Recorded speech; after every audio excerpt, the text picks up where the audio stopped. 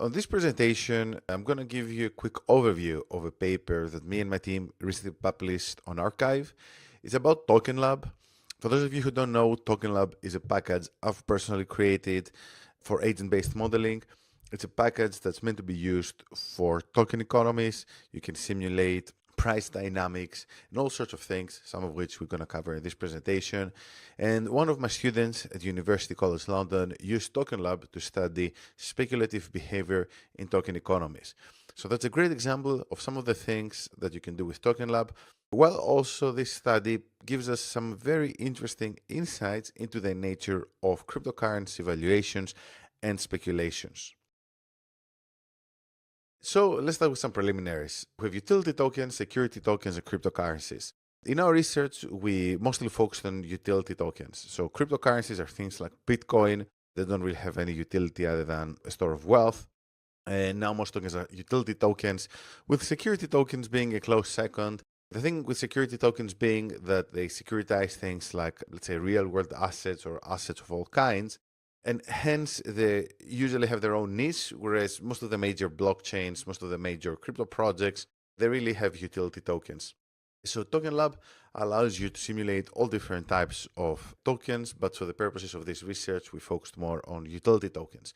So there are a few different valuation methods, and this is where things get a bit heated because there's no, let's say, objective way to value different cryptocurrencies.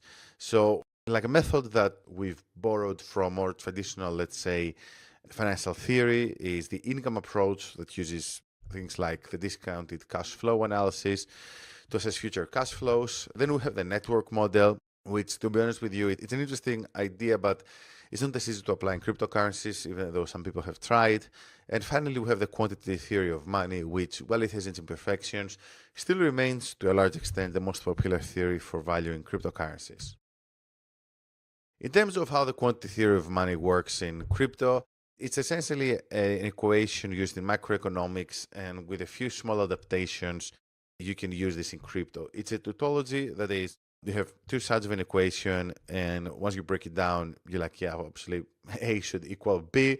But the key is that if you're using this to study projects, the pre-launch stage, you can come up with some assumptions of things like the expected transaction volume or the holding time, and then you can come up with some estimates as to why this around the valuation of those projects. I've done a lot of work on the equation of exchange. I also created an improved version in another paper. And it's also one of the models we're using in TokenLab to estimate the fair value of a token given a set of assumptions. And now let's move on to TokenLab. So TokenLab is an agent-based modeling tokenomics simulation library. It's open source. You can find it on GitHub. I've developed this myself. If you have any questions, just drop me a message or any feature requests, and I'll be very happy to help you out. And the core idea behind TokenLab is to provide a very good balance between flexibility and ease of use. So TokenLab is primarily built to allow you to simulate different price dynamics and valuation scenarios, while at the same time making it quite simple so that within a few lines of code you can simulate most of the important things about the token economy. So the research that was recently published on Archive, the question it tried to answer was, how can you model speculative behavior and what can we learn from that? So we broke the problem down in a few different stages. So first of all, we had the supply adjustments, then the threshold tracking, the supply manipulation, and the speculative trading allocation. So the way the system works is that there are some, let's say, basic token economy dynamics, and then there's some pools of agents, like the speculators, that they decide to make certain decisions in terms of buying or selling, depending by tracking the price dynamics as well as the price itself. So this essentially increases the complexity of the price dynamics because these agents, they remove tokens from circulation or they add tokens in the circulation. And by creating these different speculation types, we can see how the price dynamics are affected. So this might sound a bit too complicated, but you're going to see why we did this in a second. So we studied Chainlink. Chainlink is one of the biggest crypto projects. It's an oracle. It's a data broker as well, provides data to decentralized projects. And we studied the token, the price dynamics of the Link token from January 2020 all the way to July 2024.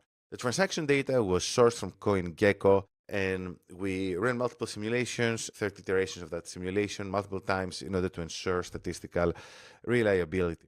So we used historical data, and what we found, we also used different speculator archetypes. So going back to the way the speculators were designed, we decided to have 5 different types where they trade by using different styles, different take profit thresholds, different stop loss thresholds. And again, all these are behaviors that you can also observe in real crypto markets. And the final results were quite intriguing. In the next slide, I'm going to show you the full graph. But what we saw was that the simulations without the speculator consistently produced prices that were significantly below the actual market prices. So high proportions of speculative trading correlate with elevated price levels, even with identical buy-sell strategies. And you can see this here. So that's quite a long slide. So essentially what this means is the following. So TokenLab is using a pricing model in order to understand, in order to produce what is a fair value for a token, okay? And we added this element on top of the valuation that is taking into account speculators, and we have these different speculative behaviors. And what you observed is that the behavior of the speculators actually gets the token price closer to the real price, okay, which is very, very interesting. And essentially what this tells us is that, first of all, it verifies what we knew, that many of the cryptocurrencies out there, I mean, Link being one example, in the full research, we studied a few other cryptocurrencies as well. They always traded multiples during a bull run, and these multiples are to a large extent driven by this type of behavior, okay, which is fascinating because again and again we see these pump and dump dynamics in the crypto markets. And even if some of the projects, or I'd like to think most of the projects, they're not necessarily scams and they don't intend for this behavior to happen, it still does happen. Okay? And this research explains why. And it even allows us to understand how the different speculative behaviors, they converge together in order to create this outcome. So that was a very interesting finding for us, and you can read more about this in the paper we published. We also analyzed the market phases, and we saw that certain market phases, such as upward, downward, they seem to, each one of them, they're best matched with certain mixes of speculator types, right? And again, this also follows common sense. So we know that during a massive rally, the behavior of the crowd is different during a bear market. And we expect, for example, that some of the people that sell at the bottom of the market, they're driven by fear. The people that are buying, they're driven either, because they're believers in the project, or, delusional in some cases, but quite often they're like professional traders that they have better models and they can afford to wait. And all these obviously represent different appetites to risk, as well as different levels of sophistication, which leads to this behavior. Again, fascinating results. And what are the key findings and implications? First of all, different market phases attract distinct speculator archetypes, which influence the price.